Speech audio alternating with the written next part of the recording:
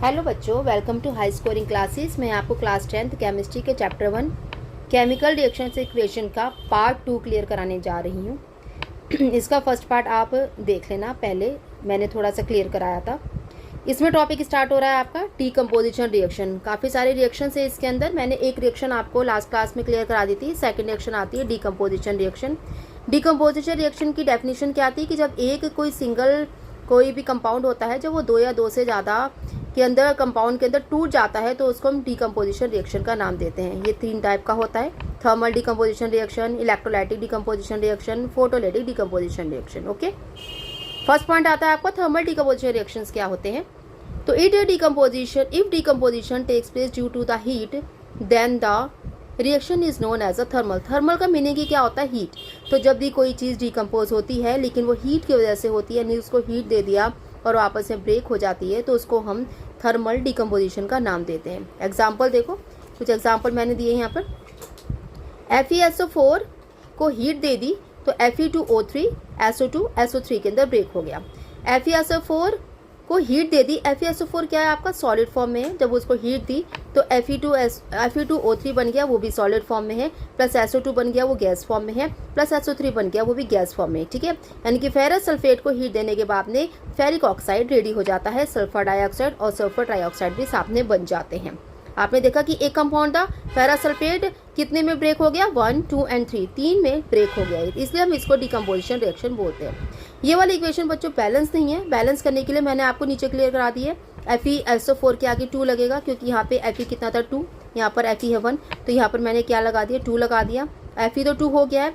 Sulphur कितने यहाँ पर? 2 है। सल्फर यहाँ पे चेक करते हैं हम, एक ही है, 2 हो गए। यहाँ पर ऑक्सीजन कितने हैं? 2 4 सा 8। यहाँ पर हम ऑक्सीजन चेक करते हैं, 3 और 2 और 3 कितने हो गए? 3 3 6 और 2 8। ठीक है, ये कंप्लीट हो गए। तो इस तरीके से हमारी इक्वेशन बैलेंस हो गई। फॉर्मूला याद कर लेना, ये है आपका फेरस सल्फेट और ये क्या है आपका? Ferric oxide. एक इक्वेशन और दी हुई है। CaCO3 को जब हीट दी जाती है तो CaO और CO2 के अंदर ब्रेक हो जाता है। COC3 का नाम क्या है? लाइमस्टोन है। लाइमस्टोन को हीट दी जाती है तो क्विक लाइम के अंदर और CO2 के अंदर ब्रेक हो जाता है। ठीक है, लाइम वाटर CaCO3 भी सॉलिड फॉर्म में होता है, इसलिए इसके आगे S लिख दिया है। क्विक लाइम भी सॉलिड फॉर्म में ही बनता है, तो इसके आगे S लिख दिया है। ठीक है, और ये ऑलरेडी आपकी बैलेंस इक्वेशन है। कैसे बैलेंस है चेक करते हैं। यहाँ पर CA1 कार्बन 1, ऑक्सीजन कितने? 3। यहाँ पर ऑक्सीजन कितने? 3 है और 1 है। तो यहाँ पर आप देख रहे हो, कुछ भी कहीं पे करने की जरूरत नहीं है, ऑलरेडी बैलेंस इक्वेशन है। क्लियर? इसका एक एग्जाम्पल और आता है जो कि है PbNO3 का होल ट्वाइस। यह है लेड नाइट्रेट। ठीक है, PbNO3 का होल ट्वाइस को जब मैं हीट करती हूँ, किसकी चीज़ के अंदर ब्रेक हो गया? PbO NO2 एंड O2, 3 के अंदर ये ब्रेक हो गया है। ये वाली इक्वेशन आपकी बैलेंस नहीं है। बैलेंस करने के लिए हम चेक करते हैं, Pb कितना है? 1। ऑक्सीजन कितने यहाँ पे? 6। यहाँ पर ऑक्सीजन कितने हैं? 2 4 और कितना है? 1 5। ठीक है, इसको जब हम बैलेंसिंग करेंगे तो यहाँ पे 2 आ जाएगा, यहाँ पे 2 आ जाएगा, यहाँ पे 4 आ जाएगा।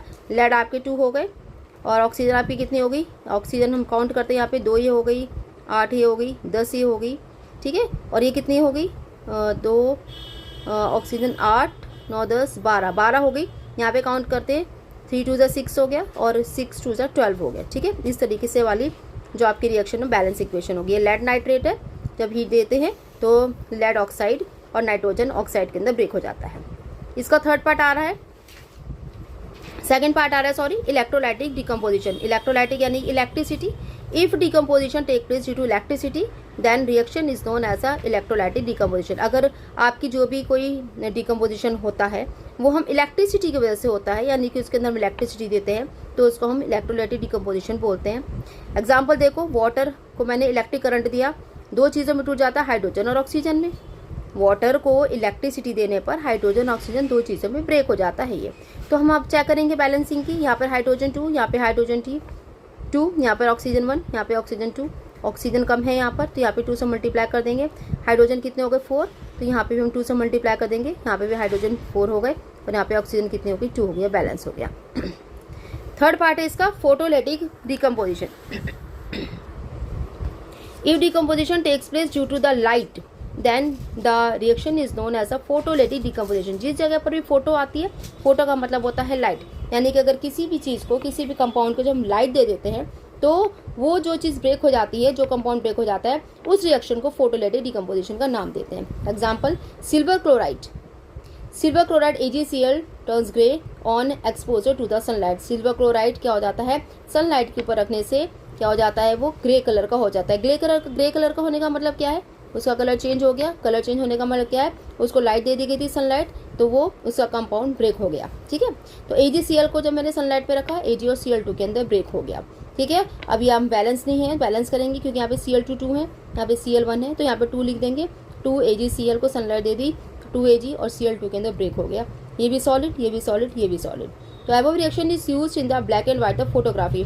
ये AgCl का जो यूज़ अब नहीं होता है, क्योंकि अब तो कोई फोटोग्राफी ब्लैक एंड व्हाइट नहीं होती है। पहले, बहुत टाइम पहले, तब इसका यूज़ किया जाता था, ब्लैक एंड व्हाइट फोटोग्राफी के लिए ही यूज़ किया जाता था। ठीक है, क्लियर? आई थिंक आप लोगों को क्लियर हो गया होगा। फिर मिलते हैं आपको नेक्स्ट क्लास में इसकी आगे का पार्ट लेकर। तब तक के लिए गुड बाय।